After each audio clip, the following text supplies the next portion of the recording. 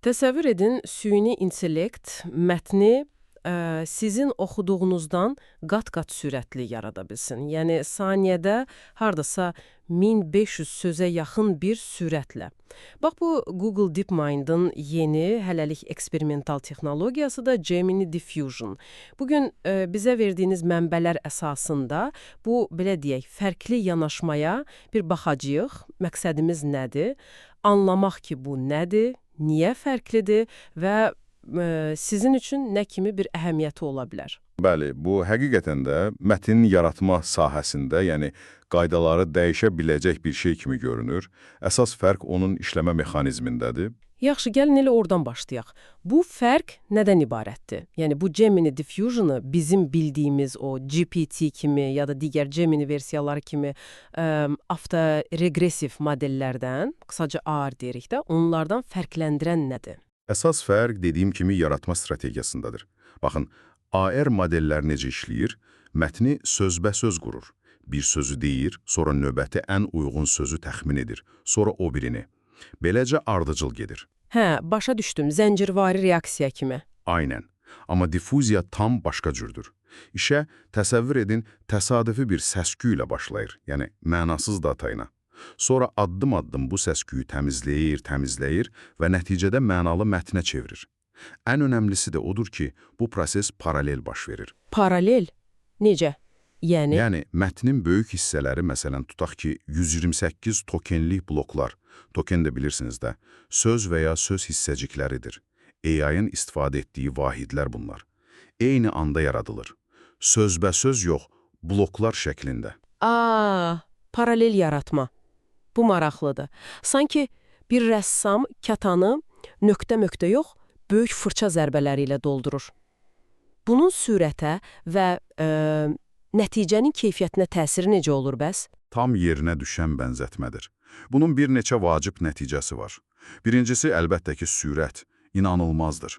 Mənbələrinizdə də qeyd olunur. Saniyədə təxminən 1479 tokenə qədər sata bilir. 1479 token saniyədə. Bəli, bu müqayisə olunan AR modellərdən, yəni dəfələrlə sürətlidir. Məsələn, kodlaşdırma testlərində keyfiyyət oxşar olsa da, təxminən eyni ölçülüyü Gemini Flashlight modelindən hardasa 5 dəfə daha sürətli işləyir. 5 dəfə? Wow! İkincisi, tutarlılıq. Blokların eyni anda yaradılması kömək edir ki, xüsusilə uzun mətnlərdə ümumi struktur, məna bütünlüyü daha yaxşı qorunsun. Yəni, mətnin əvvəli ilə axırı arasında əlaqə itmir. Və üçüncüsü, bəlkə də ən heyrətləndirici olanı, iterativ təkmilləşdirmə. Bir dəqiqə, iterativ təkmilləşdirmə. Yəni, yaratdığı mətni elə yaza-yaza düzəldir. Bu necə mümkündür? Bəli. Təsəvvür edin, bu model sadəcə mətn yaratmır. Onu yaradarkən təkmilləşdirir. Prosesin özündə səhvləri aşkarlayıb düzəltmək kimi bir qabiliyyəti var. Ciddi? Bu inanılmazdır. Elədir. Bu, xüsusilə kodlaşdırma kimi, riyazi hesablamalar kimi, yəni dəqiqliyin çox vacib olduğu sahələrdə əslində çox böyük bir addım ola bilər.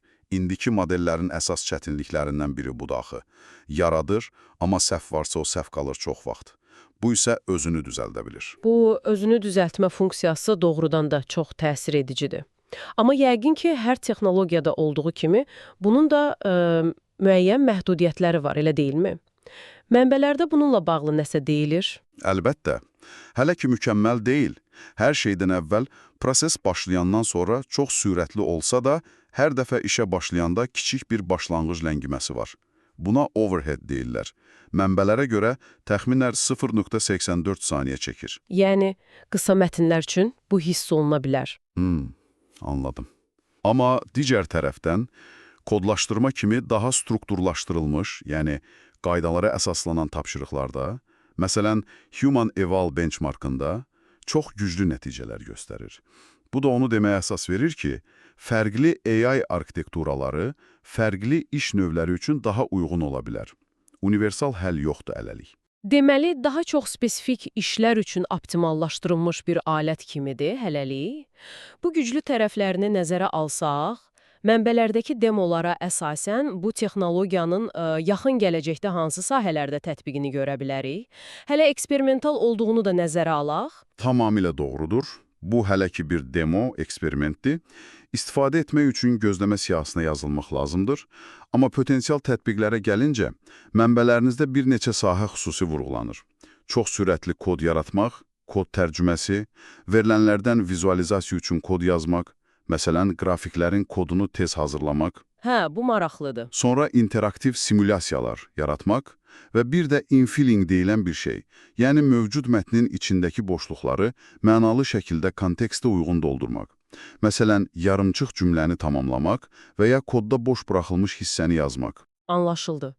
Yaxşı, gəlin yavaş-yavaş yekunlaşdıraq. Bütün bu müzakirələrdən sonra Gemini Diffusion haqqında əsas çıxarışımız nədir? Sizin üçün bu texnologiya ümumilikdə nə ifadə edir? Əsas fikir odur ki, Gemini Diffusion mətn yaratmağa, belə deyək, başqa bir bucaqdan baxmağı təklif edir. Onun əsas kozurları inanılmaz sürət və yaratma prosesində özünü təkmilləşdirmə qabiliyyətidir. Bu, şübhəsiz ki, AI sahəsində çox vacib bir tədqiqat istiqamətidir. Düzdür, IR modellər hələ də dominantdır, amma diffuziya xüsusən sürət tələb olunan interaktivliyin vacib olduğu yerlərdə çox cəlbedici üstünlüklər təqdim edir. Şəxsən mən düşünürəm ki, gələcəkdə bəlkə də hər iki yanaşmanın güclü tərəflərini birləşdirən hibrid modellər daha çox yayılacaq. Çox maraqlı perspektivdir və sizə, dəyərli dinləyicilər, üzərində düşünmək üçün son bir fikir.